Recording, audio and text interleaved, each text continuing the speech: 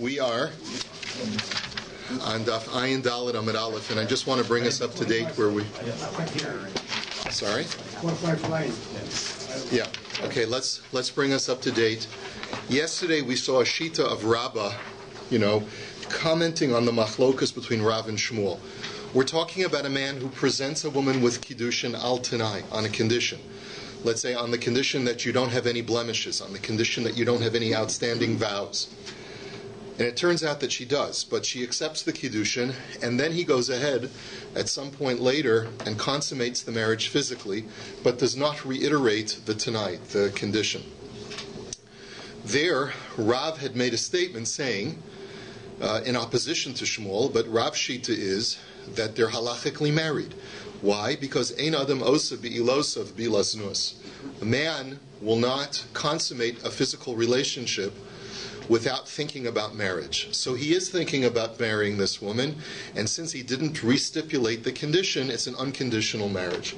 And therefore, if he discovers later on that she's a nadranis, that she has vows, he has grounds for divorce, but he has to divorce her. He can't just say, I want the marriage annulled. Comes along Rabbah, and he says that that's only true when there was a divorce between the kiddushin and the nisuin. When there was a break between the original kiddushin and later on when he consummates without stipulation. Because by creating that divorce and then that re-engagement of the relationship, he's indicated that I'm breaking free from my previous tanai, and I want this to be a fresh start, and therefore since I didn't stipulate anything, you can assume that there were no strings attached. But if there was no divorce between the kiddushin and the nisuin, then even Rav would agree, says Rabbah, that by failing to stipulate, he's doing so only because he's relying upon his original stipulation at the time of kiddushin. And therefore even Rav would agree that if he discovers that she's an adranis after the bia and he's entitled to get the marriage completely annulled, and she would not need a get. So that's where we're up to. And Itmar Nami, we're up to the seventh line of the Gemara on Daf Ayin Dalet. It was also stated in accord with Rabbah that Amar Rav Acha Bar Yaakov Amar Rabbi Yochanan HaMekadesh al Tanai Uba'al Divrei Hakol Einat Tzricha Himenu Get. That Rabbi Yochanan is quoted as saying that everyone, including Rav, agrees that if a man gave kiddushin al Tanai and then consummated without restipulating, and then it discovers that she's a nadranis, she doesn't need a get. So everyone agrees to that. Why? Because like Rabbah had said, the only time Rav says that they're halachically married in that case is when there was a get between the kiddushin and the consummation. So Eisvei Rav Acha Bereda Rav Ika Bar Achte, that the following Amora challenges, and it says Chalitza Muta'as Keshera. There's a brisa that makes a bit of a cryptic statement which says an erroneous chalitza is still kosher. So the question is, what is an erroneous chalitza? Ezu hi chalitza mutas. Here's the machlokes. Amar Reish Lakish kol she'omer lo chalotzla uvekacha takonsa. If let's say we had this in Yavamas, if let's say we go over to a guy who's a little bit unknowledgeable, to say the least, and we say to him, you know what, go to Beis Din, put on a shoe, she'll take off your shoe and spit into it, and that's how you get married to your Yavama. Now obviously that's not true, that chalitza creates the severance, but nevertheless Reish Lakish says that's what a false or an erroneous chalitza is, and it's still a kosher chalitza, and she can go get remarried to whoever she wants. Amar Rabbi Yochanan, ani shone, ben sheniskavenhu v'lo niskavnehi, ben sheniskavnehi v'lo niskavenhu, chalitzasa pesula at shiskavnu sheneihem. Be'at amart chalitzasa keshera? Question mark. He says, Rabbi Yochanan says, we have an established teaching that it does either if he doesn't understand what he's doing, or she doesn't understand what she's doing. In either case, the chalitza is not kosher. How then can you say that a chalitza under false pretenses, like you've just described, is kosher? It can't be kosher. So, Ela Omer Rabbi Yochanan, Kol Shomer Lo Chalotzla Al Menashe Titein Lach Masayim Zuz. Here's the definition of an erroneous chalitza. He knows what chalitza does. But someone went over to him and said, if you do the chalitza, I'll put $1 million in your bank account. Then he goes... What? Not so stupid. He's not so stupid, right? He goes ahead, he does the chalitza, and then no one puts the money in his account. There we say that the chalitza is still kosher. What does that prove to us? Alma kevin de avid maisa achuli achli letanoi. Hachanami kevin de baal achuli achli letanoi. So the Gemara says, what do you see? That any time a person does a physical act to show that he's moving forward with the process, and he doesn't require the fulfillment of the Tanai in advance, then it shows that the physical act counts, and we can assume that he forgave the Tanai. Because if he was really smart, he would say, first, show me the money. First, wire it to my account, and then I'll do the chalitza, right? The fact that he didn't require the Tanai to be fulfilled in advance shows you that he's not so makpid on the Tanai, and therefore, if he does the chalitza and doesn't get the money, he can't claim afterwards that it wasn't a valid chalitza. And if that's the case, then you should say the same thing over here. If a man gives kiddushin al Tanai, but then he does an act of bia, which is that physical act to show that he's going forward, then that in itself should be enough of a demonstration that he's moichel on the Tanai. So the Gemara says no. Amar le bar beirav shapir ka amart. Shapir ka amart. It's a rhetorical question. So he said to him, Talmud Chacham, are you actually making a valid argument? Mechte. Let's really look at this carefully. That case of chalitza. Kol tanai mehecha gamrinan mitanai b'nei gad uvnei ruuvein. He says, where do we get the whole concept that a person can make stipulations and conditions on their verbiage? We learn it out from this precedent in the Torah of Bnei Gad and Bnei Ruvain, that they told Moshe that they wanted to live in the Transjordan. Moshe said, "Here's the deal, guys," and this was the ultimate conditional statement: if you pass over into Eretz Yisrael and join the militia and fight with the other 10 tribes and conquer Eretz Yisrael proper, then you'll be able to get your portion in the Transjordan. But if you don't fight, then you don't get it. So what do you see from there? Tana de'efshu l'kiyuma yadei shaliach ki hasam havi tanoi. Tana de'lo efshu l'kiyuma yadei shaliach ki hasam lo havi tana. What you see from there is that there are certain limitations on the effectiveness of a conditional statement. A conditional statement only works if it's like the Tanai of Bnei Gad and Bnei Ruvain. Just like over there, it's a condition that can be fulfilled or can be instructed through a proxy or can be administered through a proxy. So too, any condition that can be administered through a proxy is a valid Tanai. If it cannot be administered by proxy, then it's not a valid Tanai. So what's the situation? Over there, was Moshe the one who administered the condition? No, he was dead by the time that they crossed over the Jordan. So he couldn't administer and make sure that they were fulfilling their end of the bargain. He told Yehoshua, keep an eye on Bnei Gad and Bnei Ruvain. If they fight with the rest of the nation, then you can give them Transjordan. And if not, don't give it to them. So you see that a condition that is made that can be administered by proxy is a valid condition. The case of chalitza cannot be administered by proxy. A man cannot say, I'll send my proxy to go ahead and do the chalitza. And as such, a conditional requirement cannot be appended to that chalitza. That's the reason why. It's not because a Tanai is not effective. It's not because a physical act negates the Tanai. It's rather because a Tanai doesn't work in the case of chalitza. It's a technical preclusion. So the Gemara says, but wait a minute, if that's your argument, v'habiyah, d'lo efshel l'kiyoma yidei shaliach ki hasam v'kahavi tana. 1 second. We've been learning all along throughout this Maseches that a man can make a Tanai even on an act of intimacy. For example, we learned yesterday, a man says, I'm going to be your husband through this act of bia, provided that your father consents to the wedding. Right? So what did we say? We said that as long as the father consents, it's a valid act of bia, but the conditional statement is a valid conditional statement. So if the father doesn't consent, then the bia was a bia snus. So what do you see from here?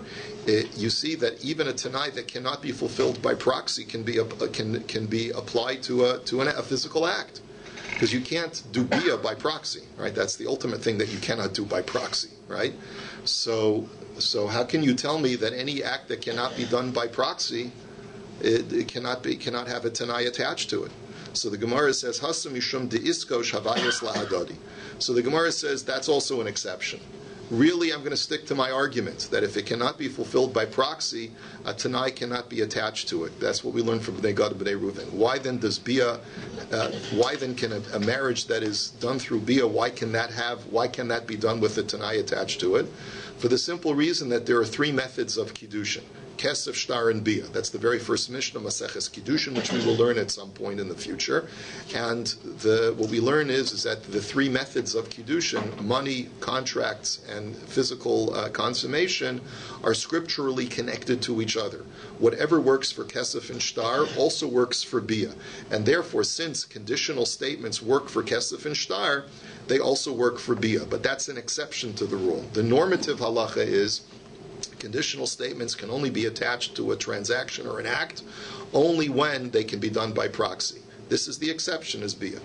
Amar Rav Ula Bar Abba, Amar Ula, Amar Rabbi Elazar. And basically we're going back and forth now, seeing different opinions as to whether or not we agree with Rabba's principle that a person who does Bia after having made a conditional Kiddushin, whether that Bia eliminates the condition or whether the condition is still standing and they're not married. So in quoting Rabbi Elazar, Hamakadesh b'milva u'ba'al, al tanai u'ba'al, b'pachos mishav apruta u'ba'al divrei hakol tzricha hemenu get. He says in the following three cases, even though there was some flaw in the act of Kiddushin, nevertheless, since he consummated without any further, flaw, it was a complete Bia, the marriage is a complete marriage. What are the three cases? A man is Makadesh a woman with a milva, with a debt. Basically, this woman owes me $1 million. I go over to her and say, if I will hereby be moichel the debt if you marry me. And through my forgiveness of the debt, that is the instrument of Kiddushin. So halachically, that doesn't work. That's a very clear halacha. Hamakadesh b'milva lo kana, ena mikudeshes. And the reason is because you have to present the woman an object of value at the time of Kiddushin. The instrument has to be an object of value. Since at this point you're not giving her anything, you're just forgiving that which is already in her possession, it's not a valid mechanism of Kiddushin. But if afterwards you consummate the marriage, we assume that the physical act that you're doing is an act of Kiddushin as well, because you're thinking about marriage, you're doing it for the sake of marriage, and therefore you're fully married. Another example is if you're Makadesh al Tanai, and you say, I hereby marry you on the condition that you have no Nidarim, outstanding Nidarim. And then later on you do a Bia without any stipulation. So this is like Rav, and not like Rabba had said that there has to be a get in between. But you see it's a machlokes. According to Rabbi Elazar, it's a complete marriage, and therefore they need a get. And the third example is b'pachos mishava pruta. If a man gives a woman less than a shava pruta, which is an invalid mechanism for marriage, nevertheless, if he consummates the marriage later without any flaws, so then it's a complete marriage. So you see again from here, not like Rabbah, and instead we see that this is the Bia that's done without any conditions overrides the conditional Kiddushin. So Amar Rav Yoseph bar Abba, Amar Rabbi Menachem, Amar Rabbi Ami, and he says, I disagree, says Rabbi Ami. Hamakadesh b'pachos mishav pruta u'ba'al tzricha menu get b'ha hu delo toy. Avo b'hanach toy. And he says, I disagree with your premise. I only hold in one of those three cases do we say that they're fully married. Only in the case where you give her less than a shava pruta, and then you do Bia, are they fully married. But in the other two cases where you're Makadesh al Tanai, or you're Makadesh with a milva, with a forgiveness of a debt, I hold in those cases she's not married, even if there was a Bia afterwards. You know why? He says, because when you're Makadesh b'pachos mishava pruta, when you give a woman less than a shava pruta for Kiddushin, everyone, even the most ignorant person, knows that that's not a valid method of Kiddushin. It's not a valid mechanism of Kiddushin. And therefore, when he has Bia with her, he's definitely going to have in mind that I have to do this over, because I didn't give her a valid Kiddushin instrument. So therefore, then they're for sure married. But in the other two cases, the guy may not be thinking about Kiddushin at the time of Bia because he's relying on his previous Kiddushin. When he gave her a Kiddushin al Tanai, that she's not a Nadranis, he says, yeah, I'm assuming she's not a Nadranis, and therefore my Kiddushin was a good Kiddushin, like we learned in the name of Shmuel yesterday. And therefore it could be they're not married at all. And then similarly, if a person is Makadesh b'milva, not everyone knows that if you forgive a debt worth $1 million, that's not a valid Kiddushin. Some people just don't know the halacha. And therefore, he's not necessarily thinking about Kiddushin when he does the Bia, and therefore, in those cases, they're not married. Amar of Kahana Mishmei De'ula Hamakadesh Al Tanayu Bo Al Tzricha Menu Get. And again, we have this statement of Ula, that if a person gives Kiddushin Al Tanai, and then he does a straight bia without any stipulations, they are married. She needs a get, even though it may only be at best a suffix, but nevertheless she needs a get. This was actually happened in our Beis Din, he says, and the Chachamim could not allow her to remarry without requiring the husband to give her a get, because since he did a full bia without any stipulation, we have to be choshesh that maybe he was moichel on the original Tanai. So la'afuke mehaitana, and this of course is in opposition to the following brisa. Da Amar Rabbi Yehuda Amar Shmuel Mishum Rabbi Yishmael v'hilo nispasa asura nispasa muteris. We've seen this before. The Torah talks about the case of sota, and it tells us that a woman is an adulteress if what? If she was not coerced, she was not raped, she had a consensual extramarital affair, right? So, but v'yesh lecha acheres she'afal pi shelo nispasa muteris. But we learn from the pasuk, it says v'hi, only this woman was not coerced. But there are other cases where even when the woman was not coerced, she's not technically committing adultery. What is the halal? What is the case? Ve'ezozu shekidusheha kidushei toz shafilu ben omurkav al kaseifa mima'enes v'holeches la. It's the following situation.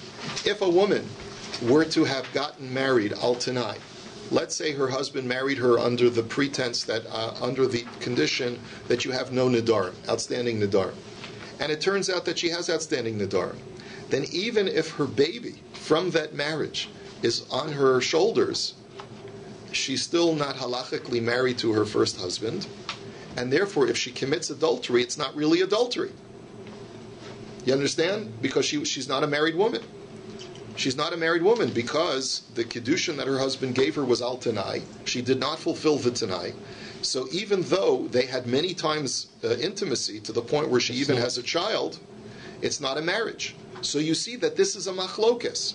According to Rav and a whole series of other Amoraim, even though the kiddushin was done al tanai, but once they consummate it physically, all bets are off. All stipulations are removed, and it's a valid marriage. But you see, according to this brisa says that if the kiddushin was done al tanai, then even if they consummated and have been married for years, the husband is not thinking about marriage every time he consummates the marriage. And therefore, even if she has a child from the guy, they're not halachically married, and therefore you can remove the stigma of her being an adulteress by looking back at the original kiddushin. What's the status of the child? No, child born out of wedlock is not a mamzer. It happens all the time. Yeah. Listen, if we had to say that the child was mamzer in that case, you know how many mamzerim there'd be walking around? Anytime a person got married without chuppah and kiddushin, the child would... No, we would never say that. So that's not the halacha. Okay, Tano Rabbana. So the Brisa now says, Halcha eitzel chacham v'hitira mikudeshes, eitzel rofe v'ripe osa ina mikudeshes. So the Brisa now tells us, now up until now, we've been understanding that there's really no difference what the stipulation is. It could be about nidarim and it can be about a physical condition. A man says to a woman, he says, I give you kiddushin on the condition that you don't have any nidarim, or I give you kiddushin on the condition that you don't have any movement, you don't have any physical blemishes that I can't see, right? So in both of those cases, if the neder is not fulfilled and he discovers it after kiddushin, the kiddushin is annulled, right? But the Brisa says that there's now a difference between physical blemishes and nidarim. You know what the difference is? If she were to go after the fact, after the kiddushin, and she has outstanding vows, she can fix it. She can go to a beis din, to a rabbi, and she can say, I want my vows annulled. And by getting them annulled, even after the kiddushin, she's halachically married. But if she goes to the Beverly Hills Cosmetic Surgery Clinic, right, which is, Beverly Hills is the king of cosmetic surgery, right, and she goes there and she gets all of her blemishes taken care of, halachically, since it was done after the kiddushin, the marriage is still annulled. She's not married. Why is that? But ma ben chacham l'rofe, what's the difference between getting your vows annulled after the fact versus getting cosmetic surgery after the fact? Chacham okeres haneder meikaro, v'rofe eno merape ela mikanu lahaba. Very simple, right? When you get your vows annulled, it's a retroactive annulment. It's as if the vows never existed. Because what does the rabbi say? Tell me, what were you thinking when you made the vow? If you would have known X, Y, and Z when you took the vow, would you have made the vow? If she says no, then it says, well, then retroactively the vow was never a vow. So therefore, it turns out that when he gave her kiddushin, she never really had any outstanding vows because they were annulled retroactively. But when she goes to the Beverly Hills Cosmetic Clinic, that's only at that point she gets it fixed. But at the time, when he gave her the kiddushin, she had the blemishes. You can't fix it retroactively. You can't fix it retroactively. That's the difference. So now the Gemara says, okay, fine. That brisa is very logical. But wait a minute. We have another brisa, the Hatanya, Eitzel Chacham Vihitira Eitzel Rofiv Rifos Eino Mekudeshes. We have another brisa that contradicts that, and it says, in both cases, if she goes after the fact and removes the vows or removes the blemishes, it's still annulled. The marriage is still annulled. So what's the difference? Why does this brisa say even by vows, if she does it after the fact, it's no good? Omar Rabba, that's the correct girsa, not Rava, because Rava is going to be seen on the next daf. Lo kasha haRabbi Meir haRabbi Elazar. We have a machlokes tanoim, and this machlokes tanoim is based on the following principle. Does a man consent to let his wife embarrass herself in a beis din by giving her permission to go publicly get her vows annulled in a beis din? Now, if, and I'm just speaking this out in advance so that you'll get sort of like an understanding better of this, of the next few lines that we're going to see. According to Reb Meir, men don't mind if their wives go to beis din to get their vows annulled, because after all, that solves the problem. She'll be embarrassed. It's okay. I don't have a problem with that, says Rabbi Meir. And therefore, when a husband presents his wife kiddushin on the condition that you have no outstanding nadarim, he doesn't mind. Psychologically, we assess him as if he would know that she does have outstanding vows, but she can get them fixed by going to beis din, he's okay with that. He's okay with that. And therefore, the kiddushin is a valid kiddushin. But according to the second brisa, which is Rabbi Elazar says no. If you were to ask a guy, we know you don't want a nadronis as a wife, but what if she has outstanding vows, but she can get them fixed by going to a beis din? Would you want to be married to her? He would say no. No wife of mine. I don't want any wife of mine to have to be embarrassed and go through that process in beis din, and my wife will now have a reputation of being a nadronis. Even if the vows are removed, I don't want to marry such a woman. And that's why, if after the fact she gets the vows removed, granted they're retroactively removed, but the psychologically the guy doesn't want to be married to such a woman. So that's the machlokas between Rabbi Meir and Rabbi Elazar. Maybe Rabbi Elazar has another argument that if let's see what he says. Let's see what he says before saying maybe. But let's see what he does say, and then you'll ask afterwards. So the Gemara now says Rabbi Meir. Ha Rabbi Elazar, ha Rabbi Meir, ha Rabbi Elazar. Rabbi Meir. What does Rabbi Meir say? Da Amar Adam Rodsa Shetispaz Ishto Beveis Din. A man doesn't mind if his wife is embarrassed in beis din, as long as she can get her nadarim fixed. And Ha Rabbi Elazar Da Amar Ein Adam Rodsa Shetispaz Ishto Beveis Din. And the other one is Rabbi Elazar, who says a man doesn't want his wife to get embarrassed in beis din. Maihi, what is this? What is this discussion? Where do we find this? Did not. The Mishnah says, Hamotzi es ishto mishum neder lo yachzir, mishum shemra lo yachzir. If a man divorces his wife for one of two reasons, the beis din admonishes him and says, sir, realize that if you divorce her, you will never be able to remarry her. Even though you're only a Yisrael, and normally Yisrael can remarry his divorcee, in these two cases, you can never remarry her. What are the two cases? Where you're divorcing her because you don't like the fact that she has vows, and number two, you're divorcing her because there's a rumor about her that she's a loose lady. Okay? So in those two, now, I'm just going to speak out what Rashi tells us over here. Rashi says that there are two reasons that are debated by the Chachamim in this brisa as to why the Chachamim made this special gezerah that you can never remarry a woman in this case. One reason is because the rabbis wanted to put a kibosh on either loose women or nadronis women, on vowing women. They wanted to prevent it. So in order to make an example out of this woman who has a reputation of being loose or is an adronis, we place assess a special penalty upon the divorce. That in order to make sure that other women don't follow her example, anytime this woman gets divorced because of her bad behavior, she's penalized further that her husband can never remarry her. That's one reason. There's a second reason, and that is because we don't want the husband invalidating the get. Now, what are we concerned about? If, let's say, there's a rumor that this woman is a loose woman, husband divorces her in anger, and then she gets remarried, and then it turns out that the rumor was not true. The husband can say, if I had known that it was a false rumor, I never would have divorced her. He's now casting aspersions upon her new marriage. He's saying, well, the get was given under false pretenses. Or, let's say he says, if I would have known that my wife could have gotten her vows annulled, I never would have divorced her. Once again, he's casting aspersions on her new marriage, on the get and on her new marriage. So therefore, the rabbis tell him, sir, be aware that if you divorce her, you'll never be able to remarry her. So don't try to cast aspersions upon the get.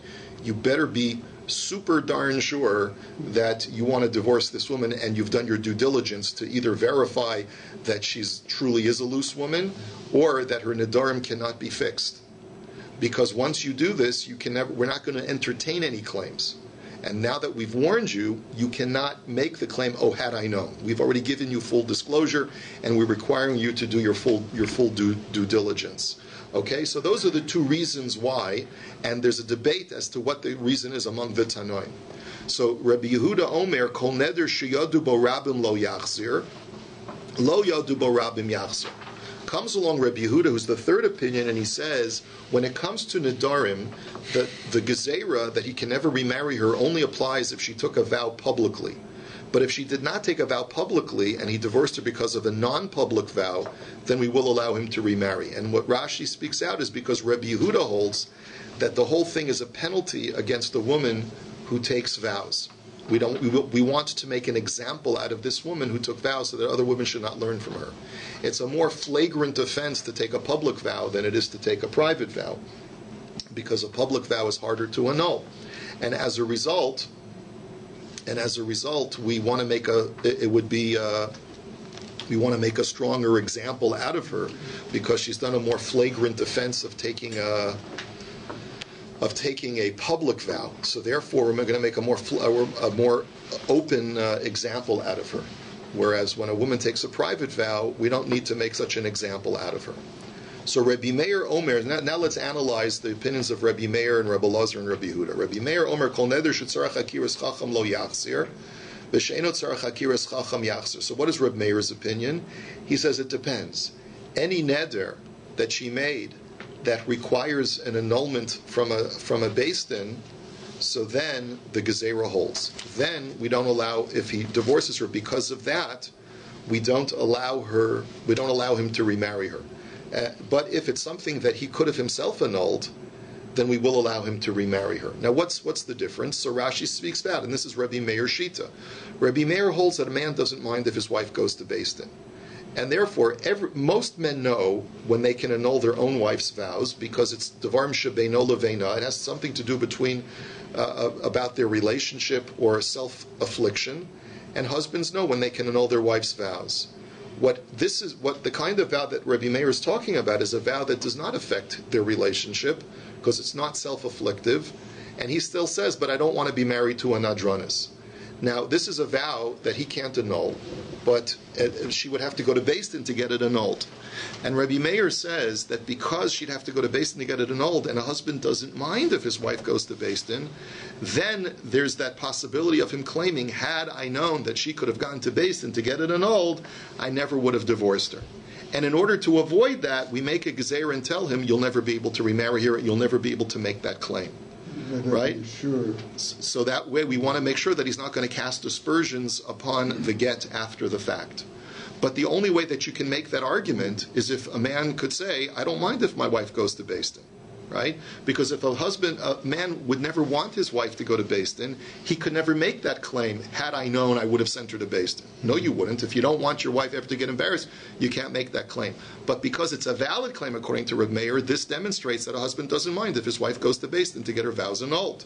And that's the first brisa. Now, Omer Rabbi Elazar, we skip the parentheses, Rabbi Elazar says, Lo asru tzarich elam mipnei she'eno tzarich. He says just the opposite. It's really our greater concern is when she takes a vow that her husband can annul. That has to do with dvarim beino leveina. He says because there, like Rashi speaks out, shehitzrich chakiras chacham ein bo kilkol delav kol kamine lomar ilo hayisi yodeya. He says a vow that can only be annulled in Beis Din. We don't believe a husband's argument that he said when he says, "Had I known, I would have sent her to Beis Din," because according to Rebbe Lazar, no man wants his wife to go to Beis Din. So therefore, he can't make that claim. Had I known, had you known what, that she could get it annulled in Beis Din, you also wouldn't have sent her. You would have gone through with the divorce also, because according to Rebbe Lazar, no man wants his wife to go to Beis Din. The only thing we are concerned about is the truly ignorant man who says, "Had I known that I myself could annul the vow, I would have annulled the vow." So that the Beis Din is concerned about. And therefore we say, for all Nadarim, we make an across-the-board rule, for all Nadarim, whether it's between the vows that the husband can annul, or whether it's a vow that you cannot annul, she has to get it annulled in Beis Din, in all situations we're going to make a rule that if it's because of a vow, you can never remarry her. But you basically see, that's the point of the Gemara. You see from here that according to Reb Meir, a husband doesn't mind if his wife goes to Beis Din, and according to Rebbe Lazar, a husband doesn't want his wife to go to Beis Din. That's the purpose of this whole discussion. And let's go back to Rabbi Yehuda. My time at the Rabbi Yehuda. What's Rabbi Yehuda's reasoning where he says that we're going to make a greater example out of a woman who takes public vows to never let her remarry, because that's a more flagrant offense, versus a woman who takes a private vow where we will allow the husband to remarry her. So where do you see that a public vow has a greater sort of offense, has a greater sort of strength than a private vow? So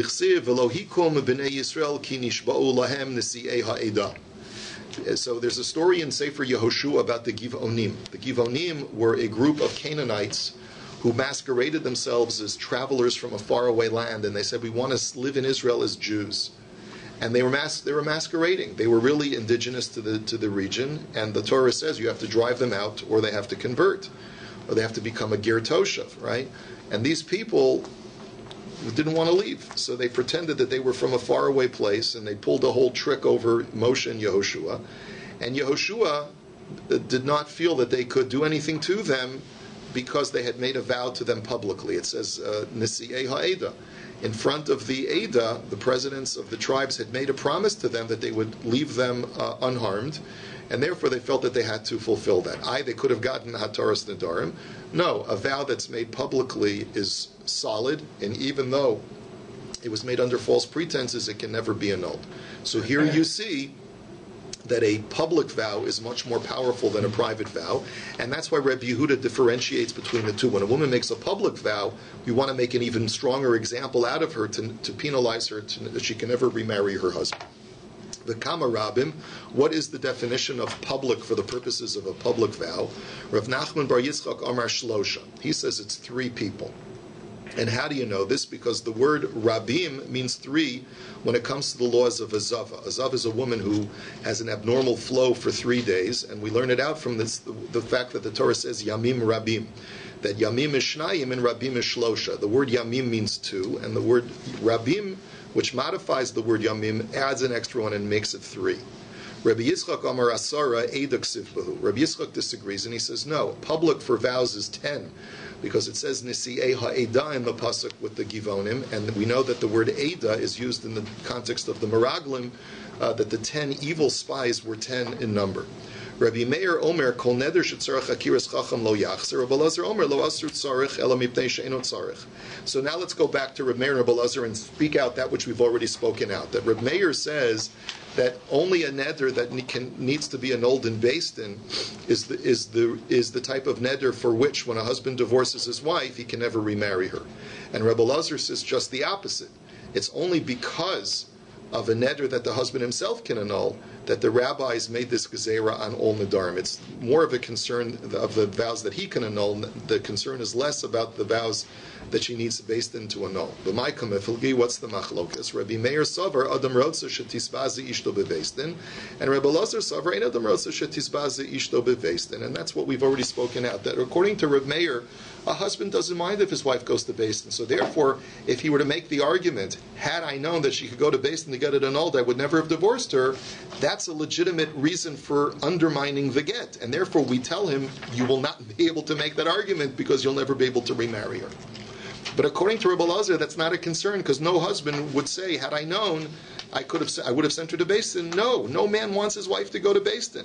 And therefore, that's not the neder that we're talking about. And therefore, now that we see this machlokas between Rabbi and Rabbi Elazar over here, we can apply it to our brisa. When does the brisa say that a kiddushin that's done on the stipulation that there are no outstanding nedarim, if she gets them fixed or annulled after the kiddushin, that's still a valid kiddushin? That goes according to Reb Meir, who basically says, I don't mind if she goes to Beis Din to get them annulled. I'm happy with that as long as there's no nedarim. The brisa that says that it's not a good marriage goes according to Rabbi Elazar, who says that even though she got her nedarim fixed, I wouldn't want to be married to a woman who would embarrass herself in Beis Din. Have a wonderful Shabbos.